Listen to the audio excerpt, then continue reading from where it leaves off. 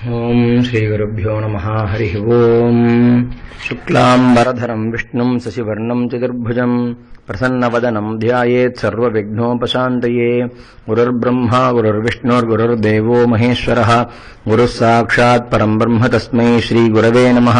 गुरवे सर्वलोकानां विषजे भवरोहिणां निधये सर्वविद्यानां श्रीदक्षिणामूर्तये नमः। सद्गुरुचरणारविन्दाभ्यां नमः। श्रीराम राम रामेति रमे रामे मनोरमे सहस्रनाम तत्तुल्यं राम नाम वरानने।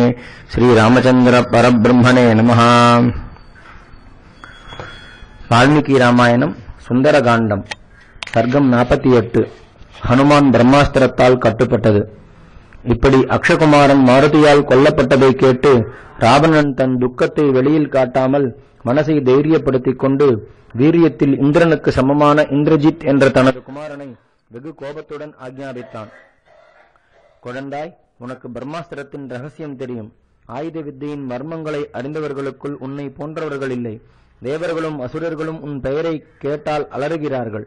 தேவர்களையும் இந்திரனையும் நீ முறியடித்தது லோக பிரசித்தமல்லவா? பிரம்மதேவரை கடும் தவசால் ஆராதித்து சகல அஸ்திரங்களையும் பெற்றிருக்கிறாய். யுத்தத்தில் அசுரர்களும் இந்திரனால் காப்பாற்றப்பட்ட தேவகணங்களும் உன் அஸ்திரபலத்தின் முன் நிற்க முடியவில்லை. 3 லோகங்களிலும் உள்ளவர்கள் யாராயினும் ஹரிஹராதிகளாயிருந்தாலும் உன்னுடன் யுத்தம் செய்து கஷ்டத்தை அடையாதவர்கள் இல்லை. புஜபலத்தாலும் கடும் தபசாலும் தன்னை ரட்சித்துக் கொண்டு தேசகாலங்களின் பேதங்களை அறிந்த மகாபுத்திமான் நீயே. யுத்தங்களில் உன் பராக்கிரமத்திற்கு முடியாத காரியம் கிடையாது. யுத்த ஆலோசனையில் உன் புத்திக்கு எட்டாத விஷயமும் உண்டோ? 3 லோகங்களிலும் உள்ள சகல பிராணிகளும் உன் தேகபலத்தையும் அஸ்திரபலத்தையும் அறியார்களா? கபோபலத்திலும் அஸ்திரபலத்திலும் யுத்தத்தின் பராக்கிரமத்திலும் என்னை தவிர உனக்கு ஈடு இல்லை. ஆகையால் உன்னை யுத்தத்திற்கு அனுப்புவதால் ஜெயம் நிச்சயம் என்று என் மனசு கவலையற்று இருக்கிறது. நான் அனுப்பின கிங்கரர்களும் ஜம்புமாலியும் வீரர்களான மந்திரிகுமாரர்களும் 5 சேனாதிபதிகளும் அவர்களுடன் சென்ற அளவற்ற சதுரங்க பலமும் முடிவில் உன் அருமை தம்பியான அக்ஷனம் ஒரு அல்ப குரங்கால் கொல்லப்பட்டார்கள். ஆனால் எனக்கு உன்னிடத்தில் இருக்கும் நம்பிக்கை அவர்களிடத்தில் இல்லவே இல்லை. ஒரு குரங்கு ஒண்டியாய் சகாயமில்லாமல் வெகு ஜாகிரதையாய் காக்கப்பட்ட நமது லங்கையில் பயமில்லாமல் பிரவேசித்து இவ்வளவு வீரர்களையும் கொன்றதையும் அவனுடைய சூக்ஷ்ம புத்தியையும் அபார பலத்தையும் சக்தியையும் பராக்கிரமத்தையும் நீ நன்றாக ஆலோசித்து உன் சக்தியையும் சத்துவத்தையும் நன்றாய் ஆலோசித்து உன் பலத்திற்கு தகுந்த வேகத்தை விருத்தி செய்து கொள். அஸ்திர ரகசியங்கள் உன்னை போல் யாருக்காவது தெரியுமா? இதுவரையில் நீ ஜெயிக்காத சத்துருக்கள் உண்டோ? நீ அந்த குரங்கை சமீபித்தவுடன் உன் சேனை நாசமடையாதபடி உன் பலத்தையும் சத்ருபலத்தையும் நன்றாய் ஆலோசித்து ஜெயமுண்டாகும்படி யுத்தத்திற்கு ஆரம்பம் செய். வீரசிரேஷ்டா, பெரிய சைன்யத்தை கூட்டிக் கொண்டு அவனை ஜெயிக்கலாம் என்று எண்ணாதே. அவைகளை ஒரு க்ஷணத்தில் மடித்து விடுவான். வஜ்ராயுதத்தால் அவனை கொல்ல நினைக்காதே. அவனுடைய சத்துவத்திற்கு இது ஒரு பொருட்டா? வாயுவிற்கும் அவனுடைய வேகம் கிடையாது. திடீரென்று எந்த திக்கில் இருந்தாவது பாய்ந்து அடிப்பவனிடத்தில் வஜ்ராயுதத்தால் பிரயோஜனம் என்ன? சமீபத்தில் வரும் நான் இதுவரையில் சொல்லி வந்த விஷயங்களை நன்றாய் ஆலோசித்துப்பார். நீ உத்தேசித்த காரியம் சித்தியாகும் பொருட்டு மனசை சிதறவிடாமல் நிறுத்தி வில்லை எடுத்துக்கொண்டு திவ்யாஸ்திரத்தின் மந்திரங்களை தியானம் செய்து கொண்டே போ. எப்படியாவது ஜெயத்துடன் திரும்பி வா. அஸ்திரபலத்தால் அவனை கட்டலாமே ஒழிய வேறு விதத்தால் முடியாது. இவ்வளவு பயங்கரமான சத்ருவினிடத்தில் என்னை போன்ற சிறுவனை அனுப்பி பரீட்சிப்பதை காட்டிலும் தாங்களே போகக்கூடாதா என்றால் தன் பரிவாரங்கள் இருக்கையில் அரசன் அவர்களை அனுப்பாமல் தானே யுத்தத்திற்கு போவது ராஜதர்மம் அல்ல. அவைகளை அனுஷ்டிக்கும் எனக்கும் அழகல்ல. மேலும் யுத்தத்தில் சகல ஆயுதங்களையும் பிரயோகிப்பதில் உன்னை போன்றவன் இல்லை என்று எனக்கு நன்றாக தெரியும். மேலும் யுத்தத்தில் சத்துருக்களை நாசம் செய்து ஜெயமடைவது நமக்கு அழகல்லவா? இப்படிப்பட்ட சமயத்தை விட்டுவிடலாமோ? ஆகையால் உன்னை அனுப்பினேன் என்றான். பராக்கிரமத்தில் தேவர்களை போன்ற இந்திரஜித் சாமானிய பலவானா? மகாவீரன். ராவணனுடைய வார்த்தையை கேட்டு யுத்தம் செய்ய ஆவல் கொண்டு பிதாவை பிரதட்சிணம் செய்தான். அவனுடைய பந்துக்களும் மித்திரர்களும் கொண்டாக யுத்தம் செய்வதில் நோக்கமுள்ளவனாக வெகு உற்சாகத்துடன் யுத்தத்திற்கு புறப்பட்டான். பிரதாப லங்கேஸ்வரனுடைய மூத்த குமாரன். தாமரை இதழ்களை போன்ற நேத்திரங்களை உடையவன். மகா தேஜஸ்வி. தைரிய லட்சுமியால் ஜொலித்துக் கொண்டு பருவ காலங்களில் பொங்கும் மகா சமுத்திரத்தை போல் அட்டகாசம் செய்து கொண்டு வெளிக்கிளம்பினான். இந்திரனை போன்ற இந்திரஜித் 4 சிம்மங்கள் பூட்டின உத்தம ரதத்தில் ஏறி சென்றான். அவை வேகத்தில் கருடனை போன்றவை. ஒன்றுக்கொன்று சமமானவை, வெளுத்த கூர்மையான பற்களை உடையவை. அந்த ரதம் எங்கேயும் தடையின்றி செல்லக்கூடியது. வில்லாளிகளுக்குள் சிரேஷ்டனும் அஸ்திர சஸ்திர வித்தையில் நிகரில்லாதவனுமான இந்திரஜித் திவ்ய ரதத்தில் ஏறி ஹனுமான் இருக்கும் இடத்திற்கு வந்தான். அவர் ரதகோஷத்தையும் வில்லின் நானோசையும் கேட்டு நமக்கு தகுந்த சத்துரு வருகிறான் என்று அளவற்ற சந்தோஷமடைந்தார். யுத்த சாஸ்திரத்தில் நிபுணரான ராவணகுமாரன் அதற்குள் பெரிய வில்லையும் எக்கால் செய்யப்பட்ட நுனிகளை உடைய கூர்மையான பானங்களையும் எடுத்துக்கொண்டு ஆஞ்சநேயரை நோக்கி வந்தான். இப்படி யுத்தத்தில் உற்சாகம் கொண்டு ஆயுதபாணியாய் இந்திரஜித் வருகையில் சகல திக்குகளும் கலங்கின, மிருகங்களும் பயங்கரமாய் கத்தின. அந்த அற்புதமான யுத்தத்தை பார்க்க நாகர்களும் யக்ஷர்களும் சித்தர்களும் மகர்ஷிகளும் கிரக தேவதைகளும் நட்சத்திர தேவதைகளும் கூட்டம் கூட்டமாய் ஆகாச வீதியில் நின்றார்கள். பட்சிகள் இன்று நமக்கு நல்ல ஆகாரம் கிடைக்கும் என்று உரக்க கூவின. அப்போது தன்னை நோக்கி ரதத்தில் ஏறி வரும் இந்திரஜித்தை பார்த்து ஆஞ்சநேயர் சிம்ஹநாதம் செய்து சரீரத்தை விருத்தி செய்து கொண்டார். இந்திரஜித் தன் திவ்ய ரதத்தில் இருந்து கொண்டு வில்லை வளைத்து இடிபோல் நானோசை செய்தான். பிறகு கடும் வேகமுடையவர்களும் மகாபலசாலிகளும் யுத்த விஷயங்களில் சந்தேகமற்றவர்களுமான ஆஞ்சநேயரும் இந்திரஜித்தும் எப்பொழுதும் விரோதிகளான தேவாசுர சிரேஷ்டர்களைப் போல் யுத்தத்திற்கு ஆரம்பித்தார்கள்.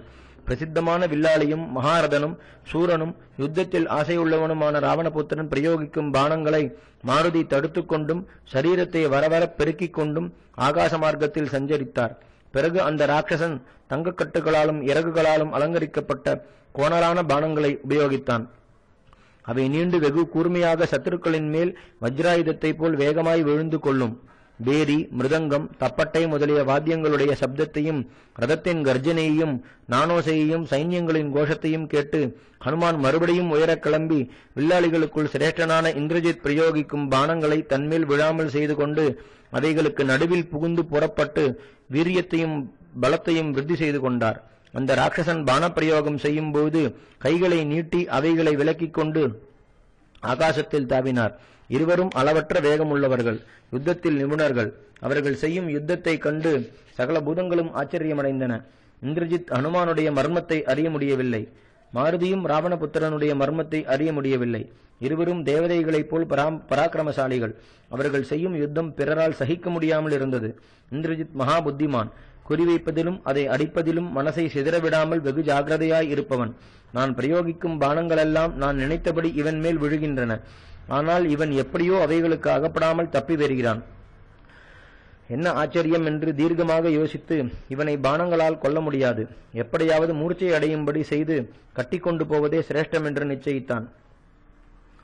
பிறகு சகல அஸ்திரங்களின் ரகசியத்தை அறிந்த இந்திரஜித் இவன் எந்த அஸ்திரங்களாலும் மரணமடைய மாட்டான், இவனை கட்டக்கூடியது பிரம்மாஸ்திரம் ஒன்றே என்று கருதி மாருதியின் மேல் அதை பிரயோகித்து அவரை கட்டிவிட்டான்.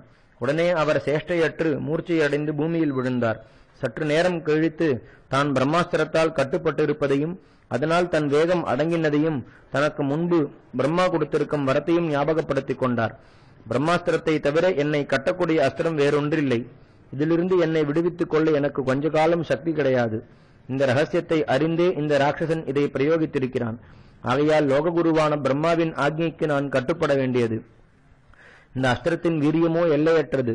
ஆனால் எனக்கு யாதொரு உபதிரவமும் நேராதென்றும் இதற்கு ஒரு முகூர்த்தம் வரையில் நான் கட்டுப்பட்டிருக்க வேண்டுமென்றும் பிரம்மா எனக்கு வரம் கொடுத்திருக்கிறார். ஆகையால் கொஞ்ச நேரத்திற்கெல்லாம் இதிலிருந்து விடுபடுவேன். பிரம்மா, இந்திரன், வாயு முதலியவர்கள் என்னை ரட்சிக்கையில் இந்த அஸ்திரத்தால் கட்டப்பட்டிருந்த போதிலும் எனக்கு கொஞ்சம் கூட பயமில்லை. இந்த ராட்சசர்கள் என்னை கட்டிக்கொண்டு போவதும் எனக்கு லாபம்தான். ராவணனை கண்டு பேசி அவனுடைய குணங்களையும் பராக்கிரமத்தையும் நன்றாய் அறியலாம் என்று அசைவற்றிருந்தார். பிறகு ராட்சசர்கள் சமீபத்தில் வந்து சனப்ப கயிறுகளாலும் மரவுரிகளாலும் அவரை இருக்க கட்டி மிரட்டினார்கள். மாருதி தீர்க்கமான ஆலோசனை உள்ளவர். தான் செய்ய வேண்டிய காரியத்தை நன்றாய் நிச்சயித்துக் கொண்டவர். எவ்வித சத்துருக்களையும் அலட்சியமாய் கொள்ளக்கூடியவர். ஆகையால் மிகவும் பயந்தவர் போர் சேஷ்டையற்று, ஒருவேளை ராவணன் என்னை பார்க்க விரும்பி வருவிப்பான் என்ற நம்பிக்கையால் சத்துருக்கள் தன்னை கட்டுவதையும் உபதிரவிப்பதையும் லட்சியம் செய்யவில்லை. சனப்பக் கயிற்றால் கட்டப்பட்டவுடன் பிரம்மாஸ்திரத்திலிருந்து விடுபட்டார். அதனால் கட்டப்பட்டிருக்கும் வேறொன்றினால் கட்டினால் அந்த அஸ்திரத்தின் வீரியம் போய்விடும். ஹனுமான் சனப்பக் கயிற்றால் கட்டப்பட்டவுடன் பிரம்மாஸ்திரத்தில் இருந்து விடுபட்டார் என்று அறிந்து மகா புத்திமானான இந்திரஜித், ஐயோ, இந்த அஸ்திரத்தை பிரயோகிக்கும் போது வேறொன்றால் கட்டக்கூடாது என்ற மந்திர ரகசியம் இந்த மூடர்களுக்கு தெரியவில்லையே, அருமையான அஸ்திரம் வீணாயிற்றே என் உத்தேசமும் நிறைவேறாமல் போயிற்றே. இந்த அஸ்திரம் வீணான பிறகு வேறு அஸ்திரம் பிரயோஜனப்படாதே. சிரமப்பட்டு செய்த இந்த பெருங்காரியத்தை கெடுத்து விட்டார்களே. பிரம்மாஸ்திரத்தை மறுபடியும் பிரயோகிக்க முடியாது. இவன் அதிலிருந்து விடுபட்ட போதிலும் கட்டுப்பட்டவன் போல் காட்டிக் கொள்கிறான். இதன் ரகசியமும் எனக்கு தெரியவில்லை. திடீரென்று கிளம்பி எல்லாரையும் நாசம் செய்தாலும் செய்து விடுவான் என்று கவலை கொண்டான். ஹனுமான் தான் பிரம்மாஸ்திலிருந்து விடுபட்டதாய் காட்டிக்கொள்ளாமல் ராட்சசர்கள் தன்னை கட்டி இருப்பதையும் தடிகளாலும் முஷ்டிகளாலும் அடிப்பதையும் பொறுத்து கொண்டிருந்தார். பிறகு அவரை ராவணன் இருக்கும் இடத்திற்கு கொண்டு போனார்கள். அங்கே இந்திரஜித் நமது சைன்யங்களையும் சேனாதிபதிகளையும் கொன்று அசோகவனத்தை அழித்த குரங்கை பாருங்கள் என்று ராவணனுக்கும் மந்திரிகளுக்கும் மாருதியை காட்டினான். ஆனால் அவர் பிரம்மாஸ்திரத்திலிருந்து விடுபட்டும் ஏதோ காரணத்தால் கட்டுப்பட்டவர் போல் இருக்கிறார் என்று அவனுக்கு நன்றாய் தெரியும். மயங்கின மதயானையைப் போல் கட்டுப்பட்டு கிடக்கும் அந்த வானர சிரேஷ்டனை ராட்சசர்கள் ராவணனுக்கு தெரிவித்தார்கள். அங்கிருந்த ராட்சச வீரர்கள் மாருதியை பார்த்து, இவன் யார்? யாரைச் சேர்ந்தவன்? எங்கிருந்து வந்தான்? இங்கே என்ன காரியம்? இவனுக்கு வேண்டியவர்கள் இங்கே யார் என்று பலவிதமாய் ஒருவருக்கொருவர் பேசிக் கொண்டார்கள். பிறகு அவரை கண்டு கோபம் கொண்டு நமது பந்துக்களையும் மித்திரர்களையும் கொன்று நம்மை அவமானம் செய்த இந்த துஷ்ட குரங்கை கொல்லுங்கள், கொளுத்துங்கள், தின்னுங்கள், சித்திரவதை செய்யுங்கள் என்று இறைந்தார்கள். அதை கேட்டுக்கொண்டே அந்த வானர வீரன் ராஜமார்க்கத்தை தாண்டிச் சென்று ராவணனுடைய காலடியில் வயசென்ற மந்திரிகள் உட்கார்ந்திருப்பதையும் நவரத்ன கச்சிதமான அந்த கொலுமண்டலத்தின் அழகையும் பார்த்தார்.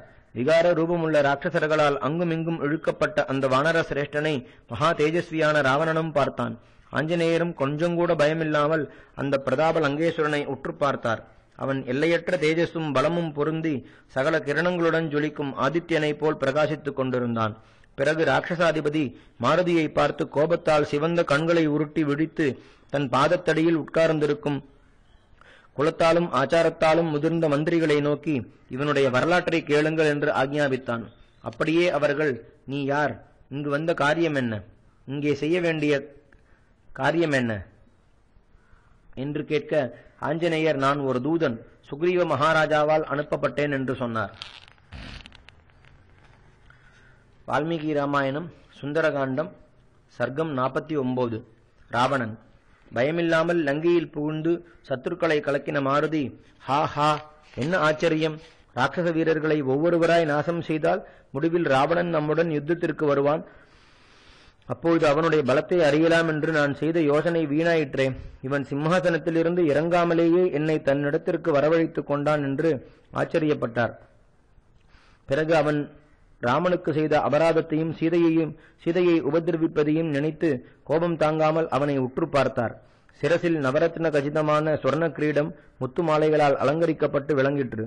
அருமையான நவரத்னங்கள் இழைத்து மனசால் சிருஷ்டிக்கப்பட்டது போல் விசித்திரமாய் செய்யப்பட்ட சமஸ்த ஆபரணங்களாலும் அலங்கரிக்கப்பட்டிருந்தான். விலையற்ற வெண்பட்டை உடுத்திக் கொண்டு கஸ்தூரி, புனுகு, ஜவ்வாது முதலிய பரிமள வஸ்திர திவ்யங்கள் கலந்த சிவப்பு சந்தனத்தால் விசித்திரமான வரிசைகளுடன் பூசப்பட்டிருந்தான். ரத்தத்தை போல் சிவந்த 20 கண்களால் ஆஞ்சநேயரை பயங்கரமாய் உருட்டி விழித்து பார்த்து கொண்டிருந்தான். உதடுகள் தொங்கிக் கொண்டிருந்தன.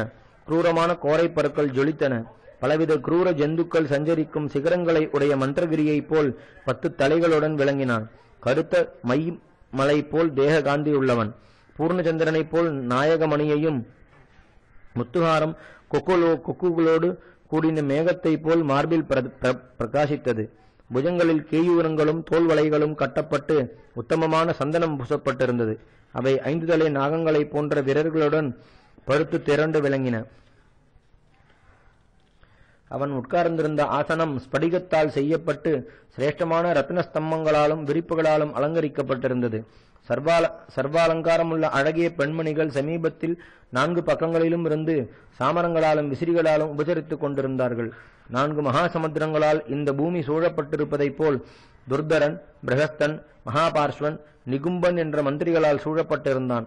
அவர்கள் மந்திராலோசனையில் சிறந்தவர்கள், பலத்தால் கர்வம் கொண்டவர்கள். மேலும் ராவணனுக்கு எப்போதும் மங்களத்தையே தேடும் புத்திமான்களான இதர மந்திரிகள், தேவர்கள் இந்திரனை சூழ்ந்திருப்பது போல் அவனை சுற்றி உட்கார்ந்திருந்தார்கள். தேஜஸாலும் காந்தியாலும் பார்ப்போர்களின் கண் கூசும்படி மலையருவிகள் பாயும் மேருவின் சிகரத்தில் இருக்கும் காலமேகத்தைப் போல் சிம்மாசனத்தில் இருமாந்து வீற்றிருக்கும் பிரதாப லங்கேஸ்வரனை பார்த்து மாருதி ராட்சசர்கள் தன்னை உபதிரவிப்பதையும் மறந்து அளவற்ற ஆச்சரியமடைந்தார். அவனுடைய தேஜஸால் மயங்கி என்ன ரூபம், என்ன தைரியம், என்ன சத்துவம், என்ன காந்தி! இவனுடைய தேஜஸுக்கும் பிரபாவத்திற்கும் அளவில்லையோ? சகல லட்சங்களும் பொருந்தியிருக்கின்றன. இந்த பலவான் தர்மசாலியாயிருந்தால் இந்திரனையும் சொர்க்கத்தையும் காப்பாற்றச் சிறந்தவன் அல்லவா? தேவர்களும் அசுரர்களும் சகல லோகங்களும் இவனுடைய கிரூர கிருத்தியங்களாலும் லோகத்தார் நிந்திக்கும்படியான நடத்தையாலும் நடுங்குகிறார்கள். இவன் கோபம் கொண்டால் இந்த பிரபஞ்சத்தை நாசம் செய்து சமுத்திரத்தில் தூற்றிவிடக்கூடியவன் என்று பலவிதமாய் யோசித்தார்.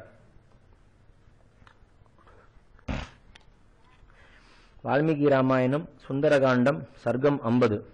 ராவணனுக்கும் மாருதிக்கும் சம்வாதம். சகல லோகங்களையும் கதறச் செய்யும் மகாபலவானான ராவணனும் தேஜஸால் ஜொலிக்கும் ஆஞ்சநேயர் மஞ்சள் வர்ணமான நேத்திரங்களுடன் தன் எதிரில் நிற்பதைக் கண்டு கோபம் கொண்டு, இவன் யார்? பூர்வத்தில் நான் கைலாசகிரியை பெயர்த்து அசைக்கும் பொழுது என்னை சபித்த நந்திகேஸ்வர பகவான் இந்த ரூபமெடுத்து வந்திருக்கிறாரா, அல்லது பானாசுரன் இந்த ரூபத்துடன் வந்திருக்கிறானோ என்று பலவிதமாய் யோசித்தான். பிறகு ராவணன் பிரகஸ்தனை பார்த்து விஸ்தாரமான அர்த்தங்கள் அடங்கின வார்த்தையை காலதேசங்களுக்கு தகுந்தபடி சொன்னான். இந்த துஷ்டன் யார்? எங்கிருந்து வந்தான்? யார் அனுப்பினார்கள்? அசோகவனத்தை அழித்து ராட்சதர்களை எதற்காக பயமுறுத்தினான்? கேள். பிறர் நெருங்க முடியாது என் ராஜதானியில் ஏன் வந்தான்? என் சைன்யங்களுடன் ஏன் யுத்தம் செய்தான்? கேள் என்று ஆக்ஞாபித்தான். பிரகஸ்தன், குரங்கே, பயப்படாதே, தைரியப்படுத்திக் கொள், உனக்கு க்ஷேமம் உண்டாகட்டும். இந்திரன் உன்னை இங்கே அனுப்பியிருந்தால் வாஸ்தவத்தை சொல். பயப்படாதே, உன்னை விடச் சொல்லுகிறேன். குபேரனாவது, யமனாவது, வருணனாவது, விஷ்ணுவாவது ராட்சசேஸ்வரனை ஜெயிக்க விரும்பி உன்னை இந்த ரூபத்துடன் இங்கே அனுப்பியிருந்தாலும் சொல். நீ ரூபத்தால் வானரனை ஒழிய தேஜஸாலும் பலத்தாலும் உன்னை வானரன் என்று சொல்ல முடியுமா? நிஜத்தை சொல், உன்னை விட்டு விடுவோம். பொய் சொன்னால் நீ பிழைப்பதரிது. அரசனுடைய அந்தப்புரத்தில் எப்படி பிரவேசித்தாய்? சொல், எதற்காக பிரவேசித்தாய் என்று கேட்டான். அதற்கு ஆஞ்சநேயர் அவனை லட்சியம் செய்யாமல் ராவணனை பார்த்து, இந்திரனாவது, யமனாவது, வருணனாவது எனக்கு எஜமானன் அல்ல. குபேரனுடன் எனக்கு சிநேகமில்லை. விஷ்ணு என்னை அனுப்பவில்லை. நான் வானரன். இது என் சொரூபம். ராட்சசராஜனை பார்க்க இங்கே வந்தேன். அந்த உத்தோஷத்துடன் அசோகவனத்தை அழித்தேன். உடனே ராட்சசர்கள் என்னுடன் யுத்தம் செய்ய வந்தார்கள். என் தேகத்தை ரட்சிப்பதற்காக அவர்களுடன் யுத்தம் செய்தேன். தேவர்களும் அசுரர்களும் அஸ்திரங்களும் என்னை கட்டுப்படுத்தாதென்று பிரம்மா எனக்கு வரம் கொடுத்திருக்கிறார். தங்களை பார்க்க விரும்பியே பிரம்மாஸ்திரத்திற்கு கட்டுப்பட்டேன். அதனால் விடுபட்டும் கட்டப்பட்டவன் போலிருந்து இந்த ராட்சசர்கள் செய்யும் உபதிரவங்களை சகித்துக் கொண்டிருக்கிறேன். ஒரு ராஜகாரியமாக தங்களிடத்தில் வந்திருக்கிறேன். அளவற்ற தேஜஸுடைய ரகுவீரனால் நான் இங்கே அனுப்பப்பட்டேன். ரங்கேஸ்வரா, நான் சொல்லும் ஹிதமான வார்த்தைகளை கேட்க வேண்டியது என்றார். வால்மீகி ராமாயணம் சுந்தரகாண்டம் சர்க்கம் 51. மாருதி ராவணனுக்கு ஹிதோபதேசம் செய்தது. பராக்கிரமசாலியான ஹனுமான் எல்லோரும் கண்டு பயங்கும் பிரபாவமுள்ள ராவணனை லட்சியம் செய்யாமல் தான் ஒண்டியாயிருப்பதையும் கணக்கில்லாத சத்துருக்கள் தன்னை சூழ்ந்திருப்பதையும் கவனிக்காமல் தான் சொல்லும் விஷயம் ராவணனுக்கு கோபத்தை உண்டாக்குமென்று அறிந்திருந்தும் பயப்படாமல் விசேஷ அர்த்தங்கள் அடங்கின வார்த்தைகளை சொன்னார். லங்கேஸ்வரா, கிஷ்கிந்தா நகரத்தில் அரசு செய்யும் சுக்ரீவ மகாராஜா என்னை தங்களிடத்தில் அனுப்பினார். சகோதரனைப் போல் தங்களிடத்தில் பிரியம் வைத்த மகாராஜா தங்களுடைய க்ஷேமத்தை விசாரிக்கிறார். மகாத்மாயும் தங்களுக்கு சகோதரராயும் இருக்கும் அவர் சொல்லி அனுப்பின விஷயங்கள் இகபர சாதகமானவை. தர்மம், அர்த்தம் என்ற புருஷார்த்தங்களுக்கு ஒத்தவை. ஆகையால் அதை கவனித்து கேளுங்கள். தசரதர் என்று பிரசித்தி பெற்ற ஓர் அரசன் இருந்தார். அவர் நிகரில்லாத சதுரங்க பலத்தை உடையவர். தேஜஸில் இந்திரனை போன்றவர். அவருடைய மூத்த குமாரனான ராமன் மகா தேஜஸ்வி, மகா பலவான், எல்லோருக்கும் ஆனந்தத்தை கொடுப்பவர், அனுகிரகிக்கவும் சிக்ஷிக்கவும் திறமையுள்ளவர். பெரியோர்களுடைய ஆச்சாரத்தை அனுஷ்டித்து பிதாவின் ஆக்ஞையால் ராஜ்யத்தை விட்டு லக்ஷ்மணன் என்ற தம்பியோடும் சீதை என்ற பாரியையோடும் தண்டகாரண்யத்தில் பிரவேசித்தார். அங்கே மகா பதிவிரதையான சீதை காணாமல் போனாள். அவள் விதேக தேசத்தரத்தனான ஜனகன் என்ற மகாத்மாவின் பெண். பிறகு அவ்விருவரும் அவளை தேடிக்கொண்டு ரிஷ்யமுக பர்வதத்திற்கு வந்து சுக்ரீவ மகாராஜாவுடன் சிநேகம் செய்து கொண்டார்கள். சுக்ரீவன் சீதையை தேடி கண்டுபிடிக்கிறேன் என்று பிரதிஜ்ஞை செய்தார். அப்படியே ராமன் வாலியை யுத்தத்தில் கொன்று சுக்ரீவனை வானரர்களுக்கு அதிபதியாக்கினார். வாலியை தங்களுக்கு இதற்கு முன் நன்றாய் தெரியுமே. அந்த வானர சிரேஷ்டனை ராமன் யுத்தத்தில் ஒரே பாணத்தால் அடித்தார். பிறகு சத்தியவானான சுக்ரீவன் சீதையை தேட நிச்சயித்து வானர சைன்யங்களை சகல திக்குகளிலும் அனுப்பினார். அவர்கள் பூமியிலும் ஆகாசத்திலும் பாதாளத்திலும் கூட்டம் கூட்டமாய் கணக்கில்லாமல் சென்று அவளை தேடி வருகிறார்கள். அவர்களில் சிலர் கருடனை போன்றவர்கள், சிலர் வாயுவை போன்றவர்கள். ஆகையால் அளவற்ற வேகத்துடன் எங்கும் தடையில்லாமல் செல்லக்கூடியவர்கள். என் பெயர் ஹனுமான். நான் வாயு பகவானுக்கு பிறந்தவன். சீதையை காண 100 யோஜனை விஸ்தீர்ணமுள்ள சமுத்திரத்தை தாண்டி இங்கே வந்தேன். நகரமெங்கும் தேடி பார்க்கையில் சீதை தங்களுடைய கிரகத்தில் இருக்க கண்டேன். தாங்கள் மகா புத்திமான், சகல சாஸ்திரங்களையும் புருஷார்த்தங்களின் சொரூபத்தையும் நன்றாய் அறிந்தவர்கள், கடுமையான தபஸ் செய்து அபூர்வமான வரங்களை பெற்றவர்கள். ஆகையால் பிறருடைய பத்னிகளை அபகரித்து பலாத்காரம் செய்வது தங்களுக்கு நியாயமல்ல. தங்களை போன்ற புத்திமான்கள் தர்மத்திற்கு விரோதமாகவும் பெரிய ஆபத்துக்களுக்கு காரணமாயும் வேறுடன் நாசம் செய்யக்கூடியதாயும் இருக்கும் காரியங்களில் தலையிட்டுக் கொள்ள மாட்டார்கள் அல்லவா? ராமன் கோபம் கொண்டு லக்ஷ்மணனை ஏவி அவர் பானப்பிரயோகம் செய்தால் தேவாசுரர்களில் யாராவது எதிரில் நிற்க முடியுமா? ரகுவீரனுக்கு அபராதம் செய்து சுகமாயிருந்தவன் இந்த 3 லோகங்களிலும் உண்டா? ஆகையால் 3 காலங்களிலும் தங்களுக்கு பரம மங்களத்தை செய்வதும் தர்மத்திற்கும் அர்த்தத்திற்கும் ஒத்ததுமான இந்த ஹிதோபதேசத்தை அங்கீகரித்து ரகுநாதனிடத்தில் சீதையை கொண்டு போய் ஒப்புவியுங்கள். வெகு சிரமப்பட்டு சீதையை கண்டேன். மேல் நடக்க வேண்டிய காரியங்களுக்கு ராமனுடைய ஆக்ஞையை எதிர்பார்த்து காத்து கொண்டிருக்கிறேன். சீதை சொல்ல முடியாத துக்கத்தால் தவித்துக் கொண்டிருப்பதை கண்டேன். அவளை எடுத்து வந்து இங்கே வைத்திருப்பது 5 தலை நாகத்தை மடியில் கட்டிக்கொள்வது போலென்று தங்களுக்கு தோன்றவில்லையா? அவளுடைய கற்பை அழித்து விட்டால் பிறகு ராமனுக்கு அவளால் என்ன பிரயோஜனம் என்றால் விஷங்கலந்த அன்னத்தை வயிறு நிறைய புஜித்து ஜீர்ணம் செய்து கொள்ள முடியுமா? தேவாசுரர்களும் இவளை கொண்டு போய் வைத்து பிழைக்கவும் முடியுமா? கடுமையான தபஸ்களையும் சிரேஷ்டமான தர்மங்களையும் வெகுகாலம் அனுஷ்டித்து பெற்ற இந்த வஜ்ர தேகத்தையும் தீர்காயுசையும் ஐஸ்வர்யத்தையும் நாசம் செய்து கொள்வது நியாயமா? நான் தபோபலத்தால் தேவர்களாலும் அசுரர்களாலும் மரணமில்லை என்று வரம் பெற்றிருக்கிறேன் என்று தாங்கள் நம்பியிருக்கலாம். ஆனால் நான் சொல்லும் விஷயத்தை கவனியுங்கள். சுக்ரீவன் தேவன் அல்ல, அசுரன் அல்ல, ராட்சசன் அல்ல, தானவன் அல்ல, பன்னகன் அல்ல. ஆகையால் அவனிடத்தில் இருந்து எப்படி பிராணனை காப்பாற்றிக் கொள்வீர்கள்? நான் இதுவரையில் அநேக பாபங்களை செய்திருக்கிறேன். அவைகளின் பலனை அனுபவிக்க வேண்டியது சித்தம். உன் உபதேசத்தால் பிரயோஜனம் என்று நினைக்க வேண்டாம். ஒருவன் தர்மத்தையும் அதர்மத்தையும் செய்திருந்தால் அவைகளுக்கு பலனான சுகத்தையும் துக்கத்தையும் ஒரே காலத்தில் சேர்ந்து அனுபவிக்க முடியுமா? பிரகாசமும் இருட்டும் சேர்ந்து இருக்குமா? தர்மம் சுகத்தையே கொடுக்கும், அதர்மம் துக்கத்தையே கொடுக்கும். தர்மத்தால் பாபத்தை போக்கடிக்கிறேன் என்ற சுருதிப்படி நான் பூர்வத்தில் செய்த தர்மம் அதர்மத்தை அழித்து விடாதா? என்னை ரட்சிக்காதா என்று எண்ண வேண்டாம். அப்படியல்ல. தாங்கள் செய்த தர்மங்களெல்லாம் சீதையை அபகரிப்பதற்கு முந்தி செய்தவை. அவைகளின் பலனாய் அளவற்ற போகங்களை இதுவரையிலும் அனுபவித்தீர்கள். இனி அவைகளுக்கு சக்தி இல்லை. தாங்கள் செய்த அதர்மங்களின் பலன் பாக்கி இருக்கிறது. அது தீராத துக்கத்தை கொடுக்கும், வேறொருக்கும். ஆகையால் தர்ம பலத்தை நம்பி மோசம் போக வேண்டாம். அதர்மத்தின் பலனையும் அதிசீக்கிரத்தில் அனுபவிப்பீர்கள். இது ஒரு அல்ப குரங்கு சொல்லும் வார்த்தை என்று அலட்சியம் செய்ய வேண்டாம். இதில் சந்தேகமில்லை. ஆகையால் அதற்கு முன்னே விசேஷ தர்மத்தை செய்தால் தப்பலாம். ஜனஸ்தானத்தில் 14,000 ராட்சச வீரர்கள் மடிந்ததையும் தங்களை சிறையில் வைத்த வாலி ஒரே பானத்தால் மாண்டதையும் ராமனும் சுக்ரீவனும் சிநேகம் செய்து கொண்டிருப்பதையும் நன்றாய் ஆலோசித்து ஹிதமான காரியத்தை செய்யுங்கள். இந்த லங்கையை இதிலுள்ள ராட்சசர்களுடன் சைன்யங்களுடனும் நாசம் செய்ய நான் ஒருவனே போதும். ஆனால் ரகுவீரனுக்கு அப்படிப்பட்ட உத்தேசமில்லை. சீதையை அபகரித்தவனை மூல நாசம் செய்வேன் என்று ராகவன் வானரர்களுக்கு முன்பாக பிரதிஜை செய்திருக்கிறார். ராமனுக்கு அபராதம் செய்து சாக்ஷாத் தேவேந்திரனும் பிழைப்பானா? அப்படி இருக்க தங்களை போன்ற மற்றவர்களை பற்றி சொல்லவும் வேண்டுமா?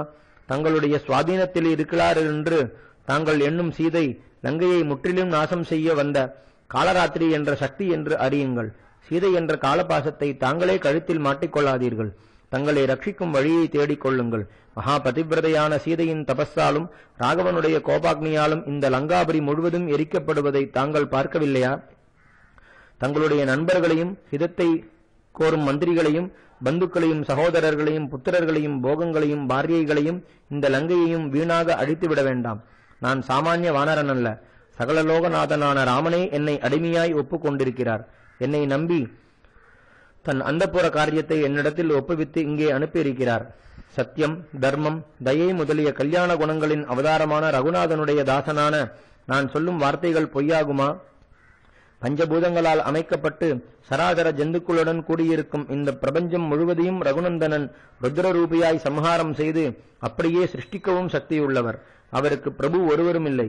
அவருடைய பெயர் மகா கீர்த்தி என்று ஸ்ருதி ஸ்மிருதிகளால் பிரசித்தமானபடி அவர் அளவற்ற கீர்த்திசாலி. தேவர்கள், அசுரர்கள், அரசர்கள், யக்ஷர்கள், ராட்சசர்கள், வித்யாதரர்கள், கந்தர்வர்கள், உரகர்கள், சித்தர்கள், கிண்ணறர்கள், பட்சிகள் முதலிய சகல பூதங்களிலும் பராக்கிரமத்தில் மகாவிஷ்ணுவிற்கு சமமான ராவணனுடன் எதிர்த்து யுத்தம் செய்பவன் எவ்விடத்திலும் எக்காலத்திலும் கிடையவே கிடையாது. சகல லோகங்களுக்கும் நாயகனும் ராஜாதி ராஜனுமான ராமச்சந்திரனுக்கு சகிக்க முடியாத அபராதத்தை செய்து இன்னும் பிழைத்திருக்கலாம் என்று தங்களுக்கு சந்தேகம் உண்டா? தேவர்களும் அசுரர்களும் கந்தர்வர்களும் வித்யாதரர்களும் நாகர்களும் யக்ஷர்களும் இன்னும் மற்ற எவர்களும் 3 லோகங்களுக்கும் நாயகனான ராமனுடன் யுத்தம் செய்ய சமர்த்தர்களோ? இவ்வளவென்ன, ஒருவேளை ஒருவனை கொல்ல வேண்டுமென்று ராமன் சங்கல்பம் செய்த பிறகு அவரோடு யுத்தம் செய்து அவனை இந்திரன் காப்பாற்ற முடியுமா? 3 லோகங்களுக்கும் அதிபதியாயிருந்தாலும் விருத்தன் முதலிய அசுரர்களை கொன்றிருந்தாலும் தன்னை போன்ற 30 கோடி தேவர்களுடைய சகாயத்தை பெற்றாலும் ஏதாவது பிரயோஜனம் உண்டா? அவன் போகட்டும், சகல பிரபஞ்சத்தையும் சம்ஹாரம் செய்யும் ருத்ரனால் முடியாதோ என்றால் சம்ஹார காலத்தில் அவருக்கு அந்த சக்தி உண்டே ஒழிய மற்ற காலங்களில் கிடையாது. நெற்றிக்கண்ணால் மன்மதனையும் பலவான்களான திரிபுராசுரர்களையும் சம்ஹரித்தருக்கு இது லட்சியமா என்றால் அவர்கள் அபராதிகள். ஆகையால் அவர்களிடத்தில் நேத்ராக்னி பிரயோஜனப்படுமே ஒழிய கல்யாண குண பரிபூரணனான ராமனிடத்தில் செல்லுமா? போகட்டும், பகவானுக்கு மூத்த புத்திரனான பிரம்மாவால் முடியாதோ? அவர் ருத்ரனுக்கு பிதாவல்லவா என்றால் அவரும் கர்மகதிக்கு கட்டுப்பட்டவரே. மற்றவர்களைப் போல் உற்பத்தியாகாமல் சுயம்பு அல்லவா என்றால் சகாயமில்லாமல் என்ன செய்ய முடியும்? ஒரே காலத்தில் சகல வேதங்களையும் உச்சரிக்கக்கூடிய மகிமை பொருந்தினவர் அல்லவா என்றால் அந்த மகிமையும் பிரயோஜனப்படாது. இவர்கள் ஒன்று சேர்ந்தாலும் பிரயோஜனமில்லை என்றார். இப்படி ஹனுமான் மகா தைரியமாக தனக்கு பிரியமில்லாத வார்த்தைகளை ஹிதோபதேச ரூபமாய் சொல்ல கேட்டு எவ்விதத்திலும் தனக்கு நிகரில்லை என்று கர்வம் கொண்ட ராவணன் கோபத்தால் கண்களை உருட்டி விழித்து கொஞ்சங்கூட யோசிக்காமல் இந்த குரங்கை கொல்லுங்கள் என்று ஆக்ஞாபித்தான்.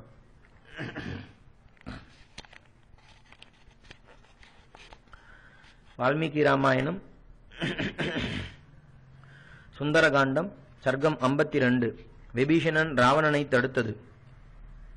மாருதி இப்படி சொல்ல ராவணன் கோபத்தால் மெய்மறந்து இந்த குரங்கை கொல்லுங்கள் என்று கட்டளையிட்டான். அதை கேட்ட விபீஷணன், ஐயோ, தன் பிரபு சொல்லு எழுப்பின சமாச்சாரத்தை தெரியப்படுத்தினால் அது தூதனுடைய அபராதமா? இவனை கொல்வது நியாயமல்ல. ஆனால் ராவணன் கடும் கோபம் கொண்டிருக்கிறான். அதிசீக்கிரத்தில் இவனை கொல்வான். இப்போது என்ன செய்யலாம் என்று நன்றாய் ஆலோசித்து ஒரு முடிவு செய்தான். அந்த மகா பராக்கிரமசாலியானதால் ராவணனை எதிர்க்கிறோமே என்று கொஞ்சமும் பயமில்லை. பேசும் திறமையுள்ளவனாகையால் தான் உத்தேசித்த காரியத்தை முடிப்போம் என்று நிச்சயம் உண்டு. ஆகையால் ராவணனை நமஸ்கரித்து சாமோபாயத்தால் அவனுக்கு ஹிதமான விஷயத்தை சொன்னான்.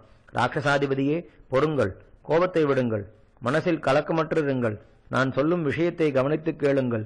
நியாய அந்நியாயங்களை பகுத்தறியக்கூடிய யோகியர்களான அரசர்கள் தூதர்களை கொல்ல மாட்டார்கள். பிரபோ, இவன் தூதன், அல்ப குரங்கு. இவனை கொல்வது ராஜதர்மத்திற்கு விரோதம், எல்லோராலும் நிந்திக்கக்கூடியது. தங்களுடைய பலத்திற்கும் பராக்கிரமத்திற்கும் கீர்த்திக்கும் அழகல்ல. தாங்கள் பிராணிகளுக்குள் தர்மங்களை அறிந்தவர்கள், ராஜநீதியில் மகா நிபுணர்கள், நியாய அந்நியாயங்களை பரீட்சித்து அறிந்தவர்கள், பரமார்த்த ஞானத்தால் மேலானவர்கள், அல்ப உபகாரத்தையும் மறக்காதவர்கள். தங்களை போன்ற பண்டிதர்களே கோபத்திற்கு இடம் கொடுத்தால் சாஸ்திரங்களை படிப்பது வீண் சிரமமல்லவா? தாங்கள் ராட்சசாதிபதி, சகல சத்துருக்களையும் நாசம் செய்யும் பராக்கிரமத்தை உடையவர்கள், சகல விஷயங்களிலும் தங்களுக்கு நிகரில்லை. ஆகையால் தயவு செய்து இந்த அனாவசியமான பாபத்தை நிறுத்துங்கள். நியாய அந்நியாயத்தை விசாரித்து பிறகு இவனை தண்டிக்கலாம் என்று பிரார்த்தித்தான். அதை கேட்டு ராவணன் கோபம் மேலிட்டு, விபீஷணா, பராக்கிரமசாலியாயிருந்தும் இப்படி சொல்லுகிறாயே, பாபிகளை கொல்வது பாபமா? இவனை போன்ற பாபி உண்டோ? ஆகையால் இவனை அவசியம் கொல்ல வேண்டியது என்றான். விபீஷணன் உத்தம புத்திமானாகையால், ஐயோ, இவன் சொல்வது முற்றிலும் தர்ம விரோதமாயிருக்கிறதே. கோபத்தால் மெய்மறந்திருக்கிறான். இங்கிருக்கும் துஷ்டர்களுக்கும் அது மிகவும் பிரியமாயிருக்கிறது. ஆனாலும் நாம் இப்போது சும்மா இருக்கக்கூடாது என்று சிரேஷ்டமான தத்துவங்கள் அடங்கின வார்த்தைகளை சொன்னான். லங்கேஸ்வரா, என்னிடத்தில் தயவு செய்யுங்கள். புருஷார்த்தங்களுக்கு விரோதமில்லாமல் நான் சொல்லும் வார்த்தைகளை கேளுங்கள். எக்காலத்திலும் எவ்விடத்திலும் தூதர்களை கொல்லக்கூடாதென்று பெரியோர்கள் சொல்லி இருக்கிறார்கள். இவன் தூதன் மாத்திரமல்ல, நமது சைன்யங்களையும் வீரர்களையும் கொன்ற சத்ரு. ஆகையால் இவனை கொல்வது தோஷமில்லை என்றால் இவன் நமது சத்ரு, நமக்கு விசேஷ கெடுதியையும் அவமானத்தையும் செய்திருக்கிறான். இவனை வளரும்படி விட்டால் நம்மை நாசம் செய்வான். ஆனாலும் தூதனாகையால் இவனை கொல்லக்கூடாது. தூதர்களை சிக்ஷிப்பதற்கு பெரியோர்கள் அநேக வழிகளை ஏற்படுத்தி இருக்கிறார்கள். அங்கங்களை விகாரப்படுத்தலாம், கொரடாவால் அடிக்கலாம், மொட்டையாக்கலாம். இப்படி எப்பொழுதும் அடையாளம் இருக்கக்கூடிய தண்டனைகளை விதித்திருக்கிறார்களே ஒழிய கொல்ல சொல்லவில்லை. தாங்கள் புருஷார்த்தங்களை நன்றாய் அறிந்து அனுஷ்டித்தவர்கள், ஹிதாஹிதங்களை பரீட்சித்து நிச்சயமான ஞானத்தை சம்பாதித்தவர்கள். தாங்களே கோபத்திற்கு உட்பட்டால் பலவான்கள் கோபத்தை எப்படி அடக்க முடியும்?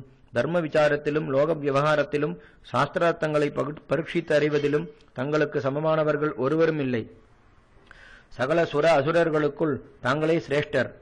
இந்த குரங்கை கொள்வதில் ஒரு பிரயோஜனமும் காணப்படவில்லை. இவனை அனுப்பினவர்களே அல்லவா கொள்ள வேண்டியது. சத்துருக்களால் அனுப்பப்பட்டவன் சாதுவானாலும் துஷ்டனானாலும் பிறருக்கு உட்பட்டவன், பிறர் சொன்ன சமாச்சாரத்தை சொல்லுகிறவன். அவனை கொல்லக்கூடாது. இவனை கொன்றால் ஆகாச மார்க்கமாய் சமுத்திரத்தை தாண்டி இங்கே வரக்கூடியவன் வேறொருவன் இல்லை. நமது சத்துருக்களான ராமலட்சுமணர்களுக்கு சமாச்சாரத்தை சொல்லி நம்முடன் யுத்தம் செய்ய அவர்களை இங்கே அழைத்து வர வேறொருவன் இல்லை. அந்த குரூரர்கள் தூரமான மார்க்கத்தால் இங்கே வராமல் தடைப்பட்டிருக்கிறார்கள். இவனை விட்டுவிட்டால் அவர்களை எப்படியாவது இங்கே அழைத்து வருவான். அப்பொழுது அவர்களை கொள்ளலாம். பராக்கிரமம், உற்சாகம், மனோதைரியம் பூர்ணமாய் உள்ள தேவாசுரர்களும் தங்களை ஜெயிக்க முடியுமோ? ராட்சசர்களுடைய சகல இஷ்டங்களையும் பூர்த்தி செய்து சந்தோஷத்தை கொடுக்கும் தாங்கள் ராமலட்சுமணர்களுடன் எப்போது யுத்தம் நேரும் என்று பரபரப்புடன் தோள் தட்டி கொண்டிருக்கும் ராட்சச வீரர்களுடைய ஆசையை கெடுக்கலாமா? தங்களுடைய சைன்யங்கள் ஹிதத்தையே கோருகிறவர்கள். சூரர்கள் சன்மானங்களாலும் கௌரதையாலும் வசப்பட்டவர்கள், உத்தம குலத்தில் பிறந்தவர்கள், காரியங்களை நன்றாய் வகிக்கக்கூடியவர்கள், யுத்தத்தில் கைதேர்ந்தவர்கள், கலங்காத தைரியமுடையவர்கள், இன்னும் அநேக உத்தம குணங்களை உடையவர்கள். ஆகையால் இப்போதே சில சைன்யங்களை ராமலட்சுமணர்கள் என்ற மூடர்களிடத்தில் அனுப்பி அவர்களை அவமதித்து சத்துருக்களிடத்தில் தங்களுடைய மகிமையை வெளிப்படுத்துங்கள் என்றார். ராட்சசாதிபதியான ராவணன் தேவர்களை கதறச் செய்யும் பலவானாகவும் பராக்கிரமசாலியாயும் இருந்தும் விபீஷணன் ஹிதமாகவும் பிரியமாகவும் சொன்ன வார்த்தைகளை அங்கீகரித்தான். வால்மீகி ராமாயணம் சுந்தரகாண்டம் சர்க்கம் 53 தொடர்ச்சி. இப்படி தேச காலங்களுக்கு தகுந்தபடி விபீஷணன் சொல்ல ராவணன், விபீஷணா, தூதர்களை கொல்லக்கூடாதென்று நீ சொன்னது யுக்தம். ஆகையால் இவனுக்கு வேறு முக்கியமான அவமானம் செய்ய வேண்டியது. குரங்குகளுக்கு பிரியமான ஆபரணம் வாளல்லவா? ஆகையால் அதில் நெருப்பு வைத்து இவனை அடித்து துரத்துங்கள். இவனுடைய மித்திரர்களும் பந்துக்களும் இவன் அங்கஹீனமாய் உற்சாகமற்று இருப்பதை பார்க்கட்டும். வாளில் நெருப்பு வைத்து இவனை பட்டணம் முழுவதிலும் ஓரிடம் பாக்கியில்லாமல் அடித்து போங்கள் என்று ஆக்ஞாபித்தான். உடனே ராட்சசர்கள் மாருதி தங்களை சேர்ந்தவர்களை கொன்றார் என்ற கோபத்தால் அவருடைய வாளில் பழைய வஸ்திரங்களை சுற்றினார்கள். காட்டில் உலர்ந்த கட்டைகளில் பிடித்த அக்னியைப் போல் மாருதியின் வாள் விருத்தியடைந்தது. பிறகு அவர்கள் அதன் மேல் எண்ணெயை கொட்டி நெருப்பு வைத்தார்கள். கோபத்தாலும் ரோஷத்தாலும் பாலசூரியனைப் போல் ஜொலிக்கும் ஆஞ்சநேயர் எரிந்து கொண்டிருக்கும் வாளால் ராட்சசர்களை அடித்து தள்ளினார். துஷ்ட குரங்கின் வாளில் நெருப்பு வைத்ததை பார்க்க ஸ்திரீகளும் சிறுவர்களும் கிழவர்களும் சந்தோஷமாய் ஓடி வந்தார்கள். அடித்து தள்ளியும் மறுபடியும் மேல் விழுந்து தன்னை கட்டுவதைக் கண்டு, இவர்கள் என்னை எந்தவிதமாய் கட்டினாலும் ஒரு பொருட்டா? நினைத்தவுடன் கட்டுக்களை அறுத்தெறிந்து இவர்களை பொடி செய்வேன். நான் இவர்களுக்கு செய்த கெடுதிக்கு இது ஒரு சிக்ஷையாகுமா?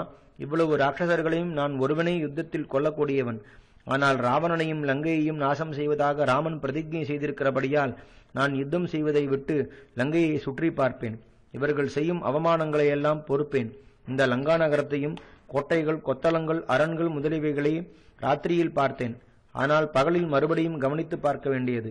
என்னை ஓரிடம் பாக்கியில்லாமல் கொண்டு போகும்படி ராவணன் உத்தரவு செய்தது இந்த காரியத்திற்கும் அனுகூலமாகவே இருக்கிறது.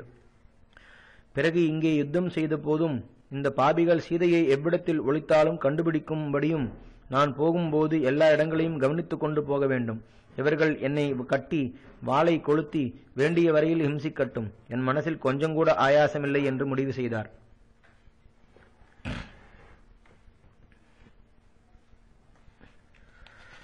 மகாபலவானானாலும் தன் சுபாவத்தை மறைத்து அல்ப குரங்கை போல் காட்டிக்கொள்ளும் ஆஞ்சநேயரை ராட்சசர்கள் பிடித்துக்கொண்டு வெகு சந்தோஷமாக நகரத்தை சுற்றி வந்தார்கள். கணக்கில்லாத ராட்சச வீரர்களை கொன்ற இந்த துஷ்ட குரங்கை கட்டிக்கொண்டு வந்திருக்கிறோம் என்று தோள் தட்டி கர்ஜித்து சங்கம், பேரி முதலிய வாத்திய கோஷத்துடன் மாருதியை அழைத்து போனார்கள். எந்த சத்துருக்களையும் விளையாட்டாய் நாசம் செய்யக்கூடிய வாயுபுத்திரன் ராட்சசர்களால் சூழப்பட்டு லங்கா நகரத்தை வெகு ஜாகிரதையாக பார்த்து கொண்டே போனார். விசித்திரமான விமானங்களையும் மறைவான நிலவரைகளையும் நன்றாய் பிரிக்கப்பட்ட நார்ச்சந்துகளையும் ராஜவீதிகளையும் சிறு வீதிகளையும் பெரிய உப்பரிகைகளையும் சிறு வீடுகளையும் பார்த்தார். காவல்காரர்கள் ராஜமார்க்கத்திலிருந்து நார்ச்சந்துகளிலும் மண்டபங்களிலும் நின்று, இதோ நமது ரகசியங்களை கண்டுபிடிக்க வந்த தூதனை பாருங்கள் என்று கூச்சலிட்டார்கள். உடனே ஸ்திரீகளும் சிறுவர்களும் வயசென்றவர்களும் ஹனுமானையும் அவருடைய வாள் நெருப்பு பற்றி எரிவதையும் பார்க்க ஆவலுடன் கூட்டங்கூட்டமாய் வந்தார்கள். அதற்குள் அசோகவனத்தில் இருந்த ராட்சசிகள் ஜானகியினிடத்தில் சென்று, சீதே, சிவந்த முகமுள்ள ஒரு குரங்கு உன்னுடன் பேசிக் கொண்டிருந்ததல்லவா, அதன் வாளில் நெருப்பு வைத்து நகரத்தை சுற்றி அழைத்து கொண்டு போகிறார்கள் என்றார்கள். தான் உயிரை விடப் போகும் சமயத்தில் தன்னை தடுத்து பிரிய நாயகனுடைய க்ஷேம சமாச்சாரத்தை தெரிவித்து தனக்கு பிராணனையும் சந்தோஷத்தையும் கீர்த்தியையும் கொடுத்த ஹனுமானுக்கு இந்த அபாயம் நேர்ந்ததென்று கேட்டவுடன் சீதை தன் பிராணனை பறிகொடுத்தது போல் துக்கத்தால் துடிதுடித்து மாருதிக்கு க்ஷேமம் உண்டாவதற்காக அக்னி பகவானை உபாசித்தாள். மாருதியினிடத்தில் வைத்த பிரியத்தால் கண்கள் மலர்ந்து அவருக்கு மங்களம் உண்டாக வேண்டும் என்று கோரி தன்னை சுத்தி செய்து கொண்டு அக்னியை ஆராதித்தாள். நான் பர்த்தாவிற்கு சகல சுசுரூஷையும் செய்தது நிஜமானால், நான் இந்திரியங்களை அடக்கி அவரையே தியானித்துக் கொண்டிருப்பது நிஜமானால், நான் பதிவிரதை என்பது நிஜமானால், இவற்றிற்கு பயனாக தாங்கள் ஹனுமானை தபிக்காமல் குளிர்ந்திருக்க வேண்டும். மகா ஞானியான ராகவனுக்கு என்னிடத்தில் கொஞ்சமாவது தயை இருப்பது நிச்சயமானால், நான் இந்த துக்கத்திலிருந்து நீங்கி என் நாதனுடன் சேரும் பாக்கியம் எனக்கு இருப்பது நிஜமானால், மாருதியை தபிக்காமல் குளிர்ந்திருக்க வேண்டியது. நான் நல்ல நடத்தை உள்ளவள் என்றும் என் நாதனை சேர ஆவல் கொண்டவள் என்றும் தர்மாத்மாவான ஹனுமானுக்கு தெரிந்திருப்பது நிஜமானால், அவனுடைய தேகத்தை தபிக்காமல் குளிர்ந்திருக்க வேண்டும். சத்தியம் தவறாத சுக்ரீவன் இந்த துக்க சமுத்திரத்திலிருந்து என்னை கரைவேற்றுவார் என்பது நிஜமானால், ஹனுமானை கொளுத்தாமல் குளிர்ந்திரும் என்று பிரார்த்தித்தவுடன் அக்னி பகவான் சீதைக்கு மாருதியின் க்ஷேமத்தை சொல்லுகிறவர் போல் உஷ்ணமான ஜுவாலைகளை அடக்கி பிரதட்சிணமாய் அசையாமல் எரிந்து கொண்டிருந்தார். வாயு பகவான் சீதைக்கு ஹிதம் செய்ய விரும்பி எரிகின்ற வாளால் வீசும் உஷ்ண காற்றை பனிக்கட்டி போல் குளிர்ச்சியாக மாற்றினார். வாளில் நெருப்பு பற்றி எரிய கண்டு மாருதி, என்ன ஆச்சரியம், வாள் எரிந்து கொண்டிருக்கிறது, நெருப்பு ஜுவாலைகள் வரவர விருத்தியாகின்றன, ஆனால் எனக்கு கொஞ்சம் கூட உபதிரவம் இல்லை. வாளியின் நுனியில் குளிர்ந்த பதார்த்தங்களை எல்லாவற்றையும் ஒன்று சேர்த்து வைத்தால் போல இருக்கிறது. ஆனால் ராமகாரியமாய் நான் கடலை தாண்டும் பொழுது ராகவனுடைய மகிமையால் நான் இளைப்பார மைனாக பர்வதம் சமுத்திரத்திலிருந்து கிளம்பிற்றல்லவா, அதுவும் இதை போல் இருக்கலாம். சமுத்திரத்திற்கும் மைனாகத்திற்கும் ராமகைங்கரியத்தில் இருக்கும் பரபரப்பு அக்னி பகவானுக்கு ஏன் இருக்கக்கூடாது? சீதையின் அபார கிருபையாலும் ராகவனுடைய மகிமையாலும் என் பிதாவினிடத்தில் உள்ள ஸ்நேகத்தாலும் அக்னி பகவான் என்னை கொளுத்தவில்லை என்று ஒரு முகூர்த்த காலம் மேல் நடக்க வேண்டிய சங்கதிகளை யோசித்து திடீரென்று கிளம்பி கர்ஜித்துக் கொண்டு பர்வத சிகரத்தை போல் உயர்ந்த நகர துவாரத்தின் மேல் ஏறினார். ஒரு க்ஷணத்தில் மலையைப் போல் தேகத்தை பெருக்கிக் கொண்டு உடனே அதிசூக்ஷ்மமாய் செய்து கொண்டு கட்டுக்களை உதறினார். பிறகு முன்போல் பெரிய ரூபத்தை எடுத்துக்கொண்டு சுற்றி பார்க்கையில் வாசற்படியில் வைத்திருந்த இரும்பு தடியை கண்டார். அதனால் அங்கிருந்த காவல்காரர்களையும் சுற்றியிருந்த அரக்கர்களையும் அடித்துக் கொன்றார். அந்த வானர வீரன் நகரத்தை நன்றாக சுற்றி பார்த்து வருகையில் வாளின் நுனியில் கொழுந்து விட்டெறியும் அக்னியால் 1000 கிரணங்களோடு விளங்கும் ஆதித்யனை போல் தோன்றினார். வால்மீகி ராமாயணம் சுந்தரகாண்டம் சர்க்கம் 54. ஹனுமான் லங்கையை கொளுத்தினது. சீதையைக் கண்டு ராவனுடைய விருத்தாந்தத்தை அவளுக்கு தெரிவித்து சமாதானம் செய்து அவளுடைய விருத்தாந்தத்தை தெரிந்து கொண்டேன். ராட்சசர்களுடைய பலாபலத்தையும் பரீட்சித்து பார்த்து கொண்டேன். ராவணனை கண்டு பேசி அவனுடைய அபிப்பிராயத்தையும் அறிந்தேன். இனிமேல் செய்ய வேண்டியது ஏதாவது பாக்கியுண்டோ என்று ஆஞ்சநேயர் வரவர விருத்தியாகும் உற்சாகத்துடன் 4 புறங்களிலும் கவனித்து பார்த்தார். இந்த ராட்சசர்களை வருத்தப்படுத்தக்கூடிய காரியம் என்ன செய்யலாம்? அசோகவனத்தை அடித்தேன். முக்கியமான ராட்சச வீரர்களை கொன்றேன். சைன்யங்களில் ஒரு பாகத்தை மடித்தேன். கோட்டையையும் அரண்களையும் அழிப்பதுதான் மிகுதி. கோட்டையை அடித்தால் நான் இதுவரையிலும் சிரமப்பட்டு செய்த காரியங்களெல்லாம் பிரயோஜனமாகும். இந்த விஷயத்தில் அதிக சிரமப்படாமல் உபாயத்தால் காரியத்தை முடிக்க வேண்டியது. என்னிடத்தில் பரம கிருபை செய்திருக்கிற அக்னி பகவானுக்கு இந்த கட்டடங்களை பலியாக கொடுத்து திருப்தி செய்வேன் என்று முடிவு செய்தார். பிறகு மேகங்களில் பாயும் மின்னலைப் போல் மாருதி எரிகின்ற வாளுடன் லங்கையில் உள்ள வீடுகளின் மேல் சஞ்சரிக்க ஆரம்பித்தார். ராட்சசர்களுடைய வீடுகளையும் தோட்டங்களையும் மாளிகைகளையும் நன்றாக பார்த்து பார்த்து வீட்டுக்கு வீடு தாவினார். பிரகஸ்தனுடைய வீட்டில் பாய்ந்து அதில் நெருப்பு வைத்தார்.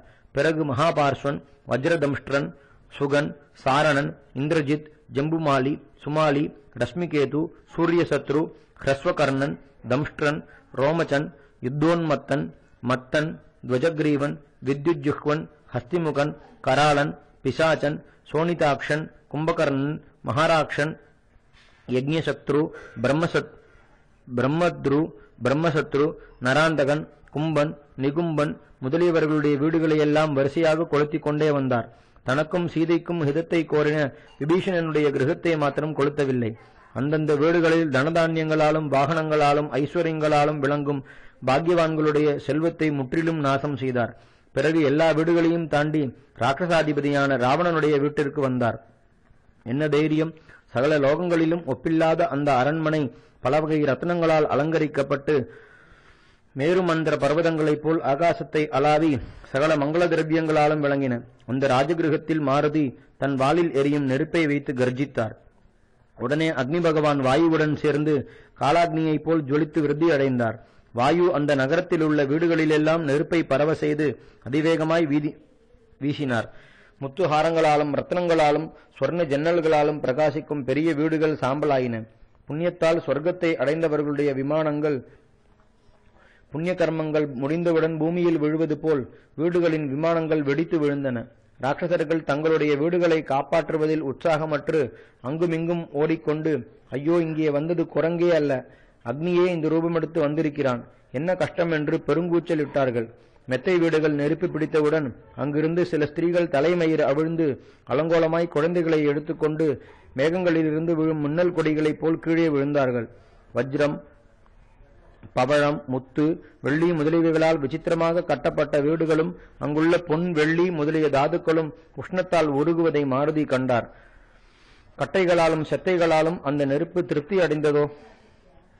அப்படியே அக்னியால் மரணமடைந்த ராட்சசர்களால் பூமிக்கும் ஹனுமானுக்கும் திருப்தி உண்டாகவில்லை. லங்கை முழுவதும் நாசமடைந்தால் ஒருவேளை திருப்தி அடைந்திருப்பார்.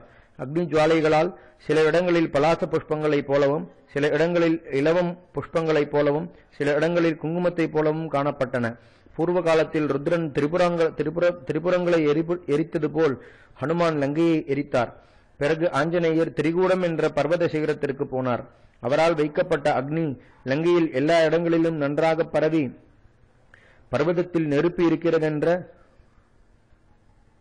தர்க்கசாஸ்திர நியாயத்தை லோகத்தாருக்கு காட்டுவது போல் இருந்தது.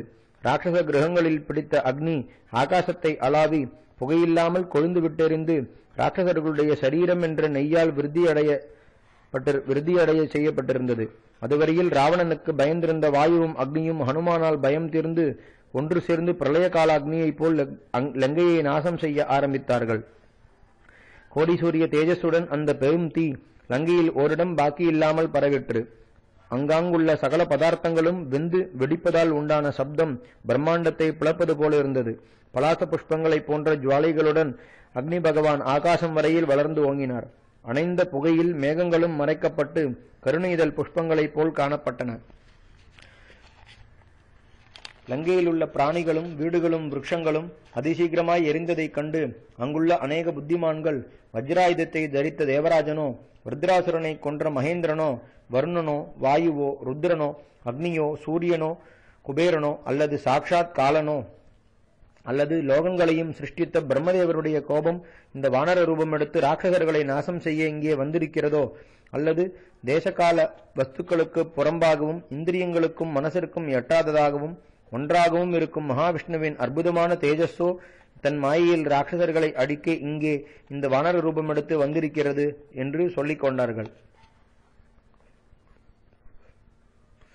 ராட்சசர்களும் குதிரைகளும் யானைகளும் பட்சிகளும் மிருகங்களும் விருட்சங்களும் இன்னும் லங்கையில் உள்ள சகல பதார்த்தங்களும் ஹனுமானால் நாசமடைந்து அந்த நகரம் கேட்போர் பரிதபிக்கும்படி கதறிற்று. குழந்தாய், அப்பா, நாதா, மித்ரா, அந்நியாயமாய் இறந்தீர்களே, சுகத்தை இழந்தோம், பிராணனை பறிகொடுத்தோம், இனி எப்படி பிழைப்போம் என்று அலறுகிற ராட்சசர்களின் கூச்சல்கள் கோரமாகவும் பயங்கரமாகவும் கிளம்பின. நெருப்பு ஜுவாலைகளால் சூழப்பட்டு வீர சிரேஷ்டர்கள் இறந்து சைன்யங்கள் மூளைக்கு மூளை ஓடி ஹனுமானுடைய கோஷத்தாலும் பலத்தாலும் நாசம் செய்யப்பட்ட லங்கை சாபத்தால் அழிந்தது போல் காணப்பட்டது. பகவானுடைய அக்னியால் அழிந்த பூமியைப் போல் ஜுவாலைகளோடு கூடின அக்னியால் லங்கை வெந்து அதிலுள்ள ராட்சதர்கள் துக்கத்தால் பரபரப்புடன் அங்குமிங்கும் ஓடுவதை ஆஞ்சநேயர் கண்டார். நானா விருட்சங்களால் நிறைந்த அசோகவனத்தை அடித்து பெயர் பெற்ற ராட்சதர்களை யுத்தத்தில் கொன்று அழகான வீடுகளையே ரத்னமாலையாக தரித்த லங்கையை கொளுத்தி தான் வந்த காரியத்தை நிறைவேற்றி திருக்கூட பர்வதத்தின் சிகரத்தில் ஏறி எரிகின்ற வாளுடன் உட்கார்ந்திருக்கையில் மாருதி கிரணங்களால் விளங்கும் சூரியனைப் போல் தோன்றினார். கணக்கற்ற ராட்சசர்களை கொன்று மரங்கள் அடர்ந்த அசோகவனத்தை அடித்து ராட்சசர்களுடைய வீடுகளில் நெருப்பு வைத்து தான் வந்த காரியம் நிறைவேறிற்றென்று மனசால் ஸ்ரீராமனை ஸ்மரித்து, சுவாமி, நான் தங்களுடைய சந்நிதியை விட்டு வந்தது முதல் நடந்த விஷயங்களை ஸ்தூல தேகத்துடன் வந்து விஞ்ஞாபனம் செய்ய முடியவில்லை. ஆனாலும் மனசால் விஞ்ஞாபனம் செய்கிறேன், அங்கீகரிக்க வேண்டும் என்று பிரார்த்தித்தார். அப்பொழுது மகாபலவானும் வேகத்தில் வாயுவை போன்றவரும் வாயுபுத்திரனும் மகா புத்திமானும் வானர சிரேஷ்டனுமான மாருதியை சகல தேவகணங்களும் கொண்டாடினார்கள். அவரும் அசோகவனத்தை அழித்து ராட்சசர்களை யுத்தத்தில் கொன்று லங்கையை நெருப்பில் கொளுத்தி மகா தேஜஸுடன் விளங்கினார். அப்போது தேவகந்தர்வ சித்தகணங்களும் மகர்ஷிகளும், என்ன தைரியம், என்ன பராக்கிரமம், நாம் இதுவரையில் கண்ணெடுத்து பார்க்க துணியாத இந்த லங்கையை இவன் ஒண்டியாய் சாம்பலாக்கி விட்டானே என்று அடங்காத ஆச்சரியம் அடைந்தார்கள். பிறரால் செய்ய முடியாத காரியங்களை செய்த மாருதி திரிகூட சிகரத்தில் ஜொலிப்பதைக் கண்டு சகல பிராணிகளும் இது குரங்கல்ல, சாக்ஷாத் பிரளய காலாக்னி என்று நினைத்து பயந்தன. தேவ கந்தர்வ வித்யாதர நாக யக்ஷ கணங்களும் முனிசிரேஷ்டர்களும் சகல பூதங்களும் ஆஞ்சநேயருடைய அற்புதமான செய்கையால் அளவற்ற சந்தோஷமடைந்தார்கள். ஸ்ரீ ராமச்சந்திர பரபிரம்மணே நமஹ. ஹரிஹி ஓம்.